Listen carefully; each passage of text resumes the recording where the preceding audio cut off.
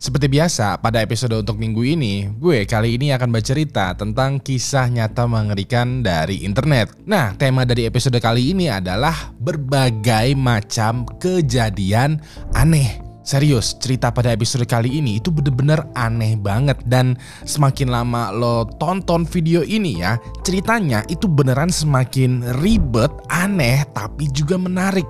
Beneran deh. Jadi pada cerita pertama ada seorang pria yang berpikiran kalau dia kebal hukum karena punya banyak followers. Lalu pada cerita kedua ada seorang wanita yang berak di jendela pas lagi kencan pertama. Yang terakhir pada cerita ketiga ada seorang wanita yang berubah menjadi 3 orang pria demi berpacaran dengan 2 orang sahabatnya. Tapi sebelum kita masuk ke detail kasusnya, hai semua, nama gue Ewing dan jangan lupa untuk subscribe karena gue bakalan upload 1 video kisah nyata mengerikan setiap minggunya dan juga nyalain notifikasinya supaya tidak ketinggalan. Kalau udah siap, langsung aja kita mulai kisah nyata mengerikan untuk episode kali ini.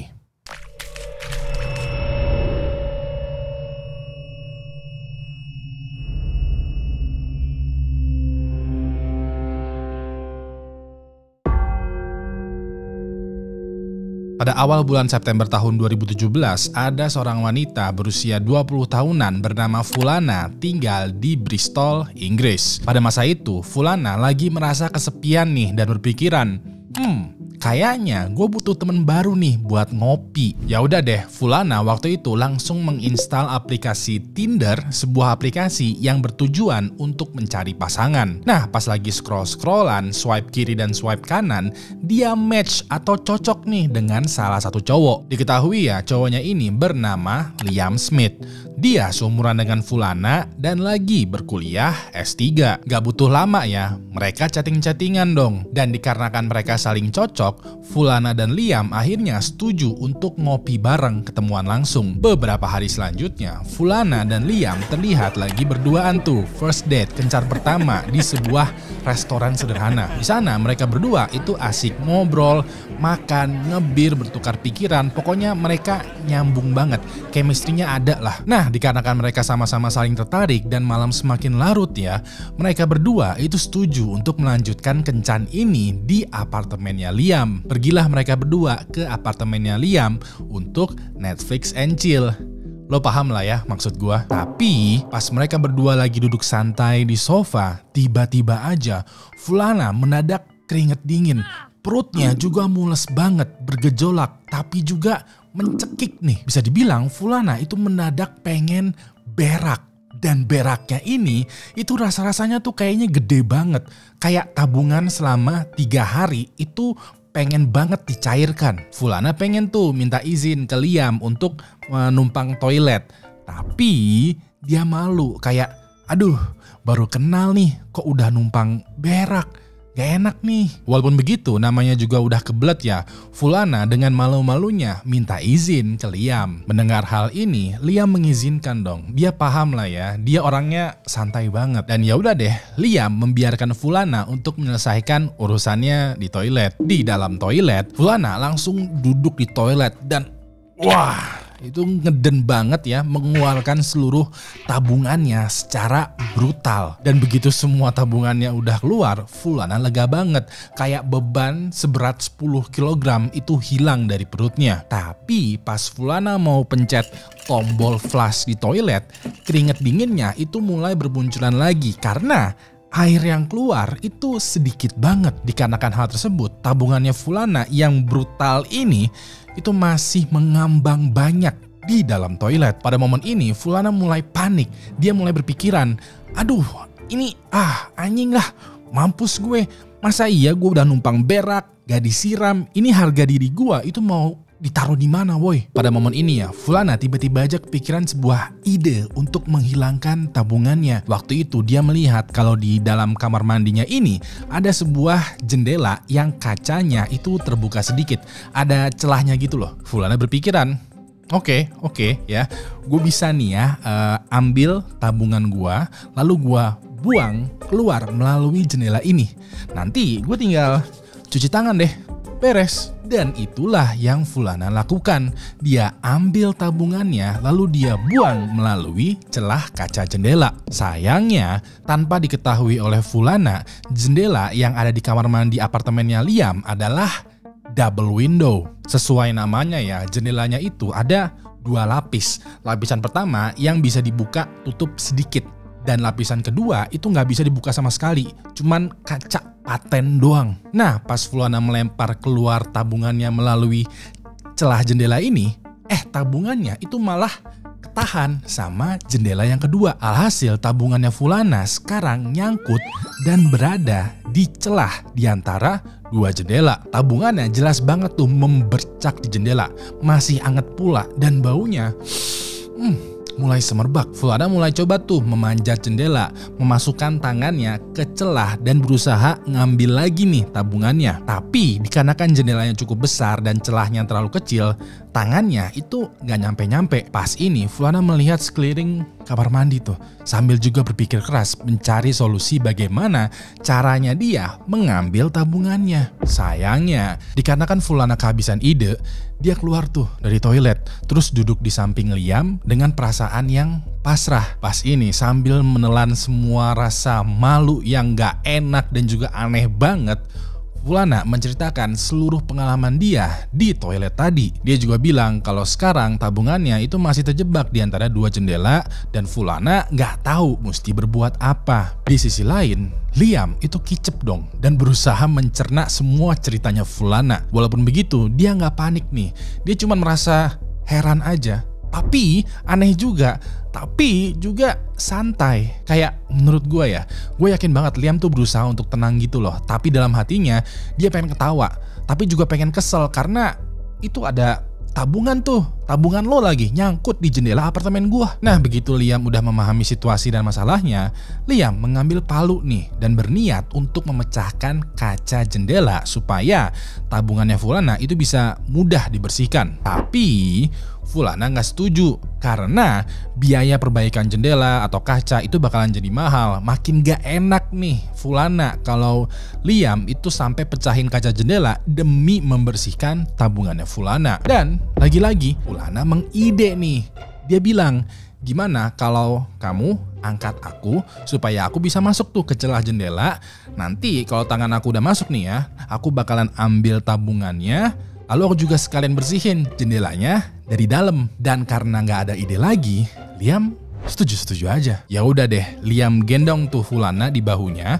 Fulana masukin tuh setengah badannya ke jendela dan mulai mengambil tabungan beserta membersihkan jendelanya dari dalam. Dan dengan idenya ini, pada akhirnya jendela apartemennya Liam sekarang menjadi bersih. Tapi pada saat Fulana mau keluar, tubuhnya dia ternyata nyangkut. Fulana pengen dorong badannya untuk keluar dari jendela, tapi dikarenakan celah jendelanya itu sempit dan gak ada momentumnya, Fulana jadinya terjebak. Posisi tubuhnya Fulana itu kayak udah handstand dan dari paha sampai ujung kepala itu ada di dalam jendela. Liam pun berusaha tuh untuk menolong dan menarik tubuhnya Fulana, tapi susah banget men, dan gak bisa karena posisi tubuhnya Fulana udah masuk terlalu dalam. Liam pun juga nggak bisa tuh mecahin kaca jendelanya karena beresiko pecahan kacanya itu malah kena Fulana. Pada momen ini, Liam itu yang sekarang mulai keringet dingin. Liam juga khawatir kalau Fulana lama-lama ada di posisi ini ya, dia bakalan kehabisan nafas, pingsan dan ujung-ujungnya meninggal dunia. Di dalam pikirannya Liam, wah gawat nih, kencan pertama yang aneh ini bisa berubah menjadi tragis. Tapi konyol nih. Ya udah deh, nggak pakai lama, Liam langsung menelepon damkar untuk meminta pertolongan. Dan nggak pakai lama juga, damkar hadir untuk menolong. Dan pas damkar tiba di kamar mandi, mereka pada kicep, aneh, mau ketawa tapi takut dosa. Karena ini bener-bener kejadian yang konyol yang luar biasa banget. Mereka pun langsung menolong Fulana tuh, dan sambil sesekali juga mendokumentasikan seluruh proses penyelamatan ini. Pada akhirnya Fulana berhasil diselamatkan tuh oleh damkar tanpa perlu menghancurkan kaca atau jendelanya. Walaupun ada sedikit kerusakan, Liam masih nggak keberatan lah. Yang penting Fulana selamat. Di satu sisi lain, Fulana ini bener-bener malu banget ya. Karena udah teh berak nggak disiram, nyangkut di jendela, bareng sama tabungannya, sekarang ada banyak anggota damkar yang menyaksikan seluruh kejadian tadi. Walaupun begitu, walaupun pengalamannya Liam dengan Fulana ini benar-benar aneh bin ajaib, Liam memutuskan untuk tidak menyebarkan identitasnya Fulana. Walaupun ceritanya udah tersebar luas di internet, cukup Liam dan damkar aja yang tahu siapa identitas asli dari Fulana. Karena Liam paham betul betapa malunya perasaannya Fulana. Bisa dibilang Liam ini cukup pengertian lah. Dia cowok baik-baik yang random banget aja mendapatin satu pengalaman hidup yang tidak terlupakan. Kabar terakhir dari Liam setelah kejadian nyangkut di jendela nih ya, dia dan Fulana beberapa kali suka ketemuan tuh. Walaupun begitu, mereka berdua tidak sampai berpacaran dikarenakan Fulana kayak tiba-tiba aja menghilang. Mungkin udah terlanjur malu banget kali ya dengan insidennya tadi. Sekarang coba deh mention di kolom komentar nama dari temen, anggota keluarga lo, atau bahkan istri lo yang kalau berak itu nggak disiram. Aduh. Pada tahun 2022, ada seorang user TikTok bernama IC Wyatt yang cukup terkenal di Amerika Serikat. Diketahui ya, IC berusia 20 tahun dan memiliki followers sekitaran 1,4 juta. Lumayan lah. Dan seperti yang lo lihat, penampilannya IC ini sangatlah eksentrik, sangat unik banget. Lo bisa lihat sendiri lah ya. Sedikit info ya, IC bisa mendapatkan banyak followers karena dia sering banget mengupload banyak konten yang disukain banyak orang. Flexing, mulai dari rumah, kendaraan, barang-barang, make up, perhiasan, baju, kehidupan sosial, belanjaan, pokoknya semua konten TikToknya itu konteksnya adalah pamer. Bisa dibilang kontennya IC itu kayak pengen bilang, cuy, ini gue orangnya kaya banget loh, lihat gue lah. Mantap juga ya dia, gue yang udah ngebuat konten sampai belasan tahun aja belum bisa kebeli rumah sampai sekarang. Anyway, sekitaran bulan Maret tahun 2022, IC terlibat sebuah insiden yang melibatkan beberapa orang di jalanan yang random banget. Waktu itu IC dengan gaya eksentriknya itu lagi membawa mobil Mercedesnya yang berwarna pink untuk jalan-jalan.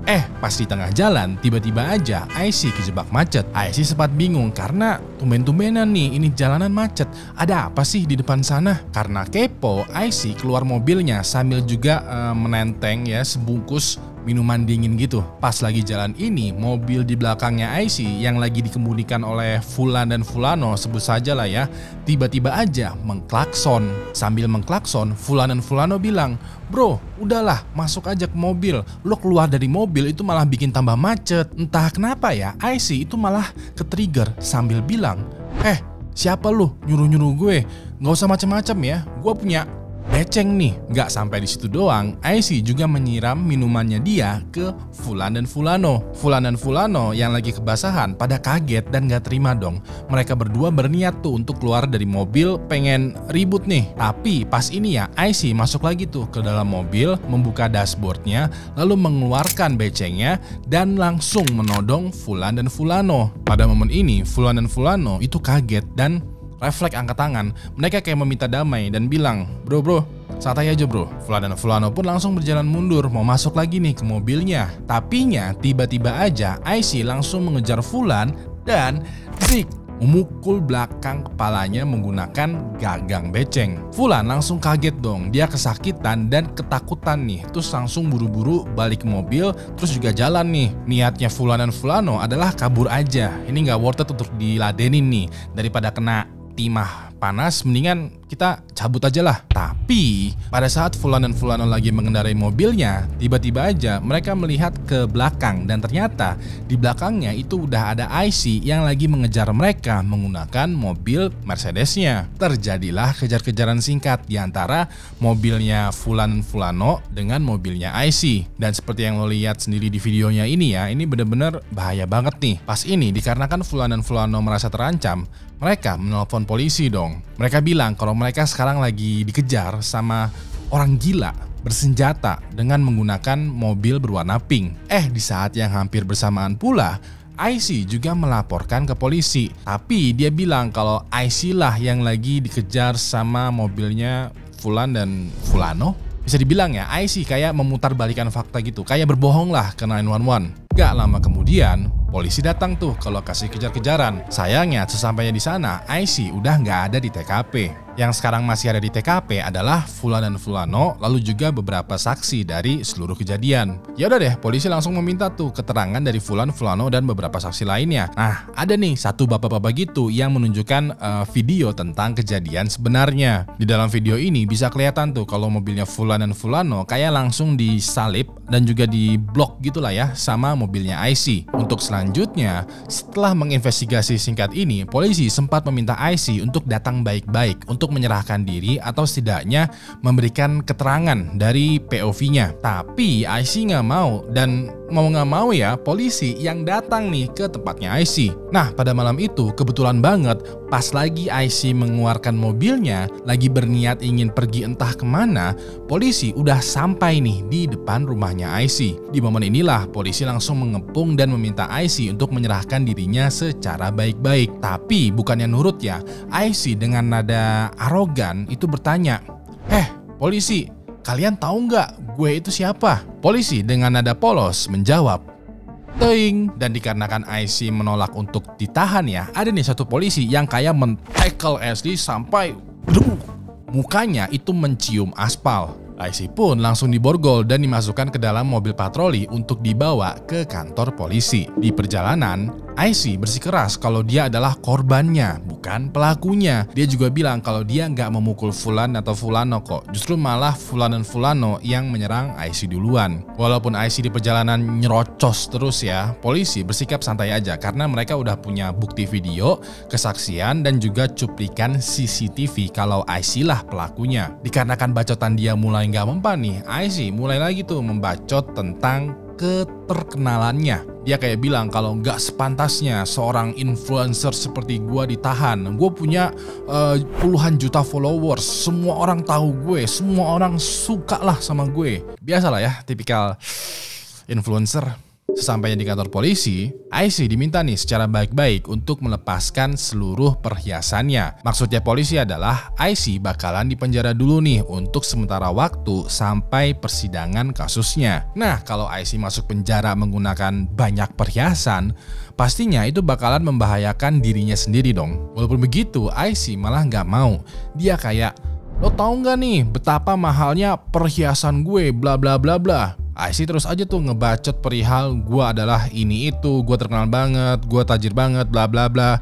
Yang gue yakin banget juga ya, lo sendiri udah capek lah dengernya karena bacotan IC itu udah seperti lagu lama dari kaset rusak. Bahkan ya dia sempat kayak menendang tuh salah satu polisi ketika mau ditahan. Dan dikarenakan ada polisi yang kesel ya, IC langsung dipentokin ke mobil patroli, dipaksa untuk nurut. Selanjutnya, polisi memenjarakan IC untuk sementara waktu. Waktu itu, total pelanggarannya IC adalah melakukan penyerangan menggunakan beceng, menolak untuk menyerahkan diri, menyerang polisi, dan banyak lah ya. Cuman bisa dibilang ringan-ringan semua lah. Dan dikarenakan keluarganya IC beneran tajir ya, dia hanya dipenjara selama 4 hari aja. Waktu itu ada anggota keluarganya IC kayak menebus dia untuk keluar penjara. Walaupun begitu, kasusnya IC tetap lanjut ke persidangan. Pada tahap ini ya, IC bisa aja low key dulu menjalani hidupnya baik-baik. Pokoknya lurus aja dulu lah hidupnya, jangan buat masalah lah. Toh juga kasusnya tuh bukan termasuk kasus yang berat, yang fatal, yang luar biasa, yang ya pokoknya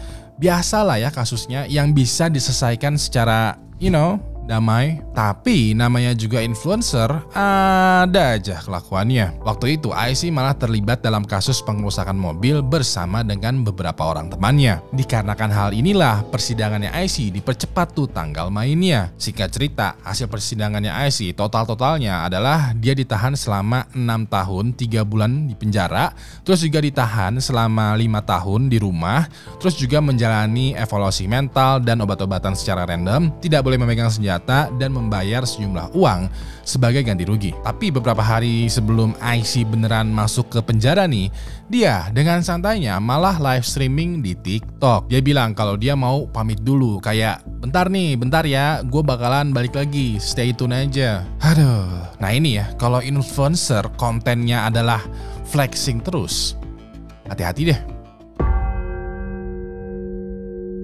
Pada akhir tahun 2011, ada seorang remaja wanita berumur 19 tahun bernama Gemma Barker yang berasal dari Surrey, Inggris. Dia memiliki dua orang sahabat yang usianya 16 tahun. Yang pertama bernama Jess dan yang kedua bernama Alice, nama samaran. Meskipun mereka berbeda sekolah dan usianya beda 2 atau 3 tahun, persahabatan di antara mereka bertiga terbilang cukup akrab. Terkadang mereka bakalan ketemuan, hangout, ngobrolin sekolah, hobi, keluarga, atau bahkan perihal cowok. Dan kalaupun pas lagi nggak bisa ketemuan ya, mereka bakalan ngobrol via online menggunakan chat di Facebook Messenger, MSN, atau bahkan Skype. Bisa dibilang semuanya kelihatan normal aja. Hanya 3 orang remaja yang sedang bersahabat. Sampai pada suatu ketika Gemma dikabarkan mulai masuk kuliah. Awalnya Gemma bersemangat tuh karena dia bakalan ketemu dengan teman baru, lingkungan baru, dan juga pengalaman hidup baru. Sayangnya entah kenapa ya, Gemma dikabarkan sulit beradaptasi di fase kehidupan perkuliahan ini. Gemma kangen banget tuh dengan Jess, kayak pengen balik lagi nih ke masa-masa dimana Gemma, Jess, dan Alice itu nongkrong bareng,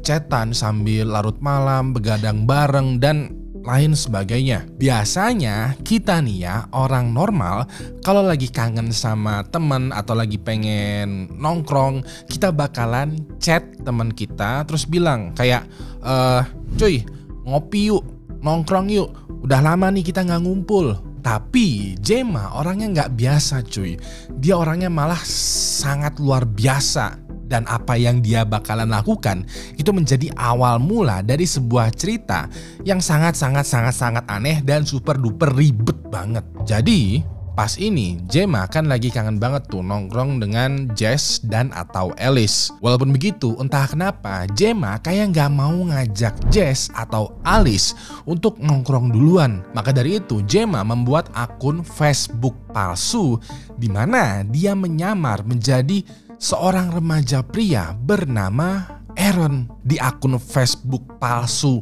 Aaron ini, Gemma masukin tuh foto dan profil dia, tapi semua fotonya adalah dia lagi menyamar menjadi remaja laki-laki. Terus juga Gemma buat Facebooknya Aaronnya ini seril mungkin dengan berbagai macam aktivitas supaya nggak ada yang curiga. Setelah itu Aaron lalu ngirim tuh DM atau chat ke Alice untuk ngajak kenalan, ngobrol, dan chattingan. Di sisi lain, Alice yang masih remaja yang belum tahu apa-apa dan juga masih naif ya, tanpa curiga nih, menerima tuh ajakan Aaron untuk kenalan. Alice dan Aaron pun sekarang chattingan, ngobrol, dan lain sebagainya. Nah pas chattingan, Alice merasa kalau Aaron itu kok klik banget ya sama gue.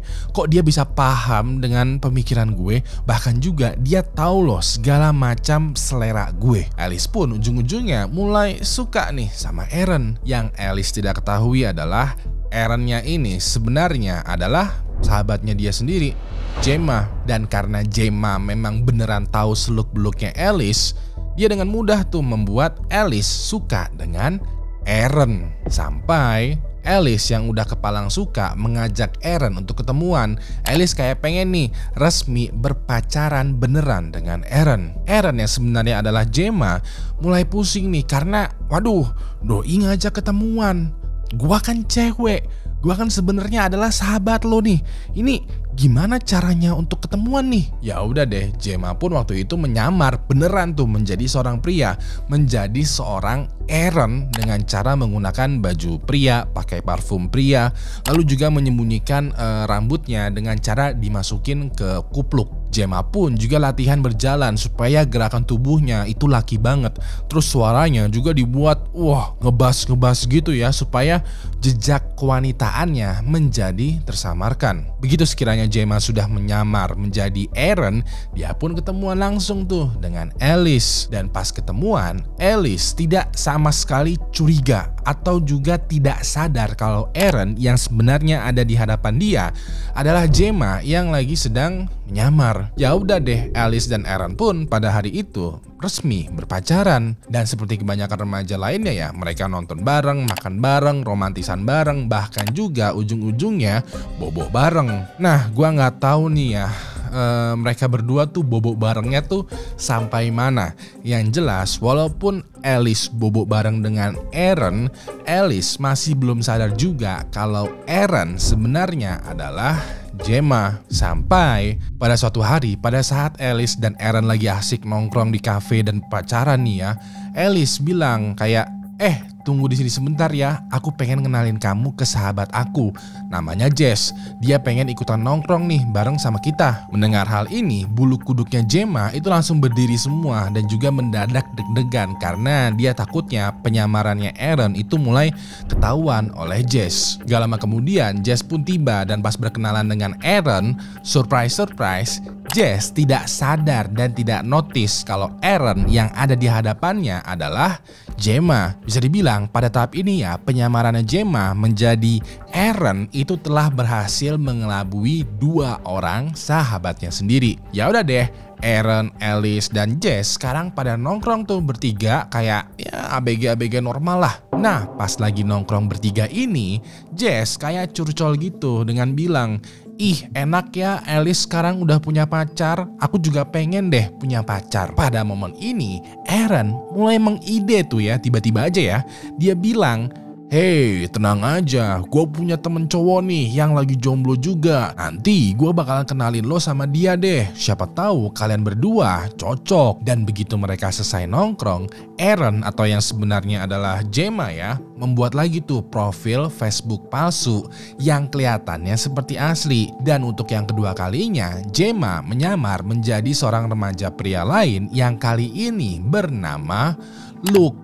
Luke pun mengirimkan chat tuh ke Jess, ngajakin ya kenalan, ngobrol, dan lain sebagainya. Pas chattingan ini, Jess langsung tertarik nih dengan Luke karena Jess merasa klik banget dengan Luke. Jess pun ujung-ujungnya mulai suka dengan Luke. Yang padahal yang Jess tidak ketahui adalah Luke sebenarnya itu juga adalah Gemma. Dan pas Jess ngajakin ketemuan untuk meresmikan mereka berpacaran, Gemma lagi-lagi melakukan aksi penyamaran, cuman kali ini dia itu menyamar sebagai Luke. Dan sama halnya seperti Alice, Jess tidak mengetahui kalau Luke yang ada di hadapannya sekarang sebenarnya adalah Gemma. Tapi entah karena alasan apa ya, Jess yang sekarang berpacaran dengan Luke itu malah jadi nggak suka dengan Luke. Bisa dibilang Jess meminta Luke untuk putus berpacaran aja. Waktu itu Luke kayak nanya ke Jess kayak, kenapa sih kamu mutusin aku? Jess dengan simpelnya bilang, teing. Nah pada momen ini ya, Luke atau Gemma nggak terima dong ya diputusin sama Jess. Gemma kali ini membuat lagi nih ya profil Facebook palsu dan menyamar menjadi seorang pria remaja yang kali ini bernama Connor. Dan untuk yang kedua kalinya, Gemma PDKT-an lagi dengan Jess tapi menggunakan profilnya Connor. Hasilnya somehow Jess tertarik dengan Connor. Dan lagi-lagi pada saat ketemuan, Jess nggak sadar kalau Connor yang ada di hadapannya dia adalah Gemma. Dan mereka pun ujung-ujungnya berpacaran. So far sejauh ini ya, Gemma itu berhasil tuh menyamar menjadi 3 orang pria demi berpacaran dengan 2 orang sahabatnya. Penyamarannya Gemma sejauh ini adalah Aaron, Luke, dan juga Connor. Dan hebatnya lagi adalah 2 orang sahabatnya, Alice dan Jess, itu nggak ada yang tahu. Walaupun begitu, seperti yang kita tahu ya, sepandai-pandainya tupai melompat, pasti jatuh juga. Jadi pada suatu hari nih ya, Jess dan Connor itu lagi di kamar berduaan. Mereka berdua tadinya mau bobo bareng nih, pengen anu-anu lah. Tapi detik-detik menuju anu-anu, Jess berubah pikiran. Dia mendadak gak mood. Connor bete dong. Dia agak sedikit memaksa gitu. Tapi tetap aja Jess pokoknya lagi gak mau lah. Jess malah bersikeras untuk meminta Connor untuk pulang aja deh lo. Dikarenakan ngambek, Connor gak mau pulang nih. Dia malah memilih untuk tidur aja, nginep di kamarnya Jess. Pas lagi ketiduran ini, tiba-tiba aja kupluk atau topinya Connor itu merosot ke bawah. Pada momen ini, Jess notice tuh dan memperhatikan betul-betul wajahnya Connor. Dan begitu diperhatikan, Jess langsung sadar kalau Connor ternyata adalah Aaron, pacarnya Alice. Jujur pada momen ini ya, menurut gua Jess rada-rada itulah tang ting tung lah, karena dia malah mengira kalau Connor adalah Aaron, bukan Connor adalah Gemma. Bisa dibilang mungkin di pikirannya Jess ya, Gemma itu udah di luar otaknya, udah di luar pikirannya. Jadinya Gemma itu nggak masuk sama sekali ke dalam perhitungannya Jess. Pada momen ini, Jess langsung marah dong karena dia baru aja bobok bareng dengan Aaron, pacar sahabatnya si Alice. Waktu itu Jess langsung bangunin Connor dan terjadilah keributan besar di antara mereka. Walaupun begitu, Connor masih belum ngaku juga. Dia bersikeras kalau dia sebenarnya adalah Connor. Tapi Jess nggak peduli. Jess merasa udah ditipu dan juga udah dilecehkan oleh Aaron. Dia nggak terima dan dia mau Connor atau Aaron ini segera keluar dari kamarnya sekarang juga. Tapi Connor masih belum ngaku juga, bahkan terus bersikeras berdebat sampai-sampai dia kayak terpleset gitu mulutnya dan bilang kalau Connor, aku sebenarnya adalah Luke, mantan pacar kamu. What the fuck? Jess langsung pusing banget. Dia udah gak peduli ya, udah gelap mata. Mau lo itu Aaron, Connor atau Luke, siapapun yang ada di hadapannya sekarang, Jess pengen dia segera keluar dari kamarnya. Ya udah deh, dikarenakan udah kalah nih ya, Connor, Luke atau Aaron mau gak mau keluar tuh dari kamar dan pulang deh. Di lain pihak, Jess langsung menceritakan seluruh kejadian yang dia alamin ke sahabatnya, ke Alice. Dari sini mereka berdua mulai sadar kalau ada yang aneh nih dengan Connor, Luke dan juga Aaron. Dan dikarenakan ini kasusnya udah masuk ke penipuan yang berujung kepada pelecehan, ya udah deh, Jess dan Alice setuju untuk melaporkan polisi. Di kantor polisi ya, Jess dan Alice menceritakan lagi tuh seluruh peristiwanya. Polisi yang mendengar cerita mereka itu pada nggak mau pusing, nggak mau drama. Polisi kayak ya udah panggil aja itu Connor, Luke dan juga Aaron ke kantor polisi. Kita interogasi nih 3 orang remaja pria ini. Singkat cerita, pada bulan Maret tahun 2012, setelah melakukan investigasi lebih mendalam lagi, muncul nih 1 orang remaja pria ke kantor polisi. 1 orang remaja pria ini adalah Aaron, dan begitu Aaron diinterogasi secara mendalam, dia langsung membuka tuh penyamarannya. Pas dibuka, Alice dan Jess pada nggak menyangka karena ternyata yang selama ini menjadi Connor, Luke dan juga Aaron adalah Gemma, sahabatnya dia sendiri. Polisi pun langsung menginvestigasi Gemma lebih mendalam lagi. Hasilnya adalah ternyata Gemma telah melakukan banyak aksi serupa. Dikabarkan ya, korbannya Gemma itu sebenarnya nggak cuman Alice dan Jess doang, melainkan ada 15 orang remaja wanita lainnya. Modus operandinya Gemma terbilang mirip juga. Dia bakalan menyamar menjadi seorang remaja pria untuk berpacaran dengan sahabatnya. Atas perbuatannya, pengadilan pun memutuskan untuk menjatuhi Gemma dengan hukuman penjara selama 30 bulan. Percaya deh, dari seluruh kisah nyata mengerikan dari internet yang pernah gua ceritakan, kasusnya Gemma itu merupakan kasus paling ribet dan juga paling aneh.